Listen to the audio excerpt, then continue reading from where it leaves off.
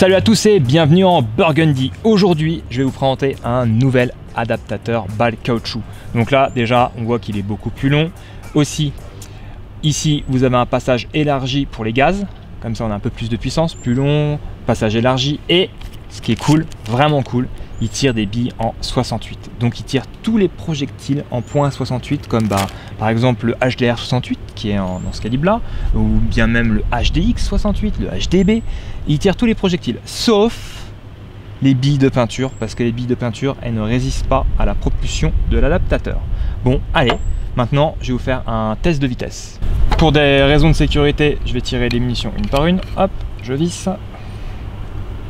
C'est bien avec l'embout conique. Les billes après elles retombent pas. Allez.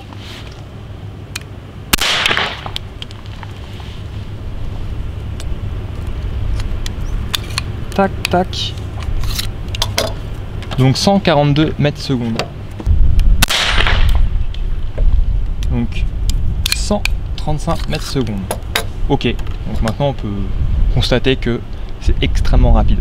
Nous revoilà dans le stand de tir. Bon, et bien maintenant, on a la vitesse maximum, enfin en tout cas avec nos deux mesures, on a 143 mètres secondes, si je ne me trompe pas.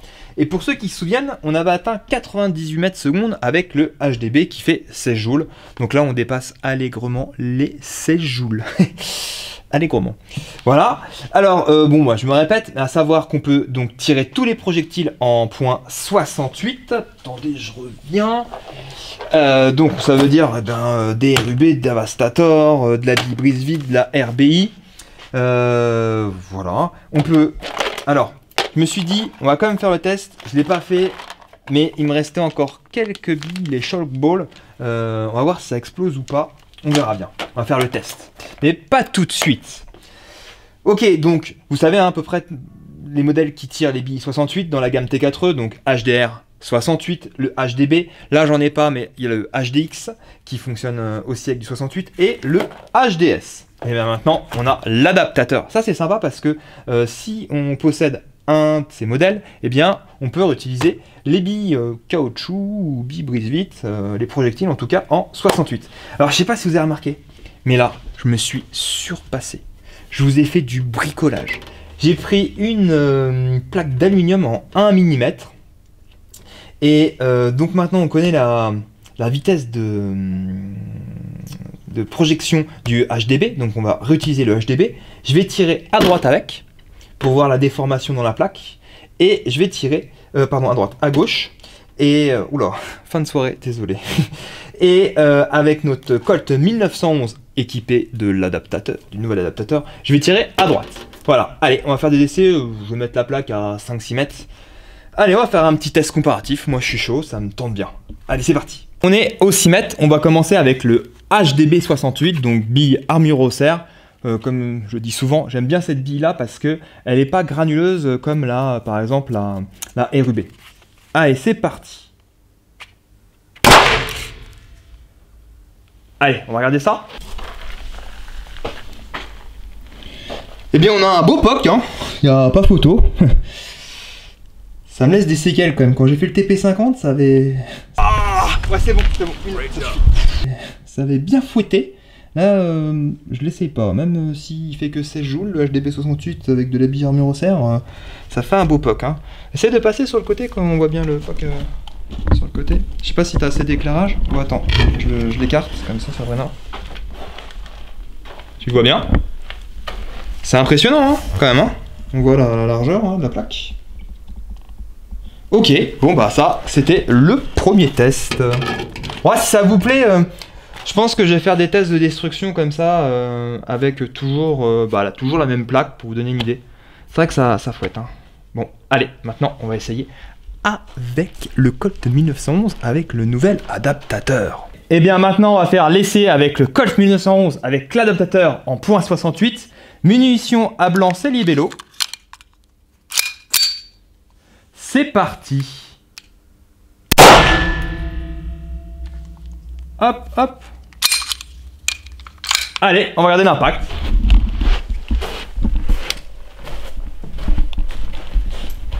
Ah. De moi, ça paraissait pas violent, mais là.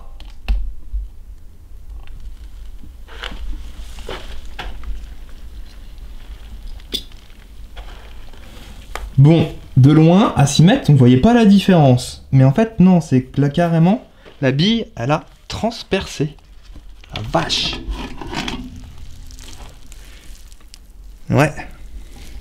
Eh bien, c'est très puissant. Voilà. C'était le résumé rapide. Et là, c'est même pas la peine.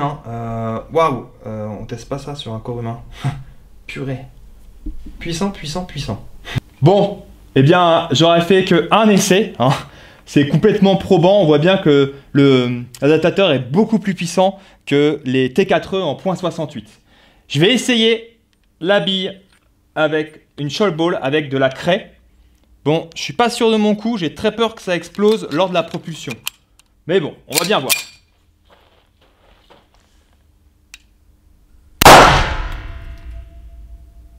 Ah, j'ai tiré presque à côté. Bon bah, ça a l'air de bien éclater quand même. Allez, on va regarder ça de plus près.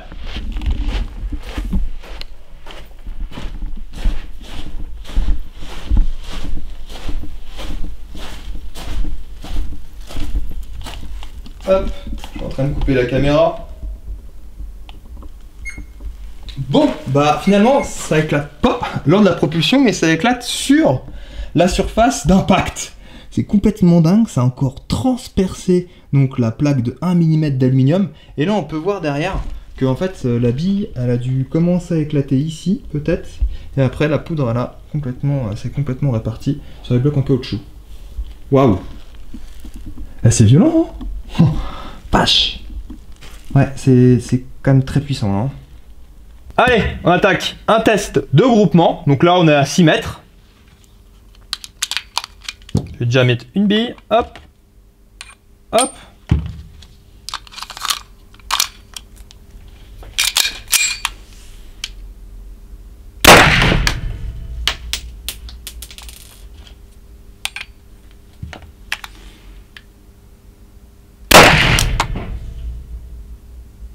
Ok.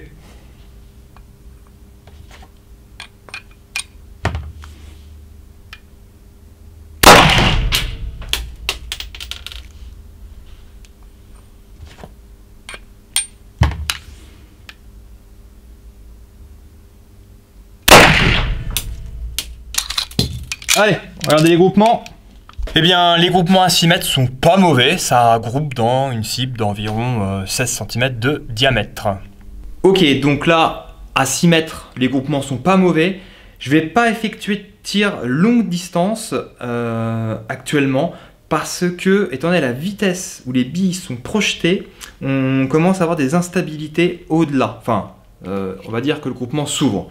Et là, malheureusement, j'ai pas de RBI en 68 et je pense que les RBI pourraient donner le bon ratio niveau poids et vitesse. Et là, je vais tenter après de faire un tir longue distance quand j'aurai les RBI. Là, je vais m'amuser. J'ai envie de tirer dans le gong en métal avec les billes shock ball, vu qu'elles explosent pas dans le canon. Rien que pour regarder et avoir une explosion, parce que bah, finalement, tout à l'heure, dans la plaque en alu, c'est passé et ça a éclaté après dans le bloc ici en caoutchouc. Donc là, on va tenter sur une bonne vieille plaque balistique. Enfin, acier balistique. Et on va faire un petit tir récréatif. De toute façon, là, depuis tout à l'heure, on est parti dans du tir récréatif.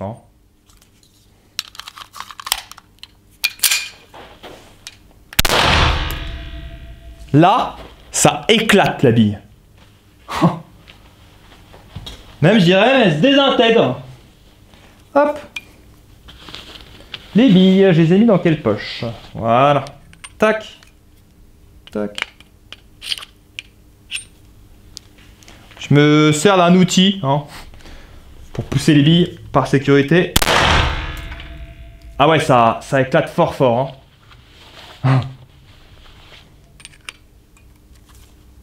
Tac.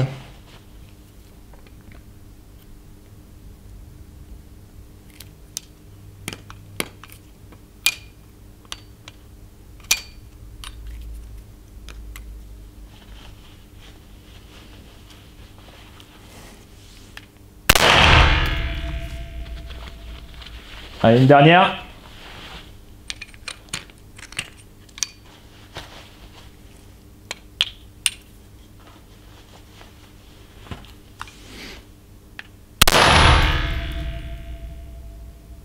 Bon, on regardera le ralenti, ça peut être intéressant. Tellement l'impact il est violent, on n'a presque pas de dépôt. Qu'avec le 16 joules, on voit bien le dépôt. Si on veut comparer avec la vidéo avec le HDB68, là, c'est vraiment violent. On a vraiment un petit nuage de fumée. Et c'est tout, quoi. Impressionnant. Nous arrivons à la fin de la vidéo. Bon, ça a été une vidéo qui a été particulière et différente, étant donné que là, on n'a pas fait vraiment de la précision. Je ne vous ai pas présenté un pistolet, bien que j'aurais pu vous présenter ce pistolet. Oh, je vais faire un petit résumé après. Ça a été vraiment du tir récréatif. Et c'est ce que je conseille. Là, l'adaptateur, c'est vraiment violent. Je conseille franchement cet adaptateur-là pour faire du tir récréatif comme je viens de faire et pas de la défense. Voilà. Voilà, ça c'était mon petit résumé pour l'adaptateur. Par rapport au Colt, eh bien, certains l'auront remarqué, et ceux qui sont vraiment assidus, c'est le même Colt 1911 A1, sauf que j'avais présenté le Colt Antique, qui était une version aspect vieilli, qui était édition limitée, et maintenant, malheureusement, qui n'est plus commercialisé. Je pense qu'il était limité à 1000 ou 2000 exemplaires, donc c'était vraiment très court. Et donc il allait exactement les mêmes fonctions, donc comme ça si vous voulez regarder la vidéo, je vais mettre aussi le lien, tiens je vais mettre le lien du HDB quand je vais en parler dans la vidéo, ça c'est bien ça quand on fait le montage, et on peut corriger 2-3 petites erreurs, et je vais mettre aussi le lien du Colt 1911 A1 antique, voilà. Sinon, eh bien pour ceux qui veulent exactement la même config, eh bien c'est donc le Colt Government 1911 A1 de chez Umarex en pistolet à blanc en 9 mm PAK, et le filetage c'est du M9 par 1 si vous voulez monter le même adaptateur pour faire du tir récréatif. Sur ce, je vous dis à bientôt et Burgundy Power. Allez, juste pour le fun, pour vous montrer un peu les impacts. Impressionnant, hein.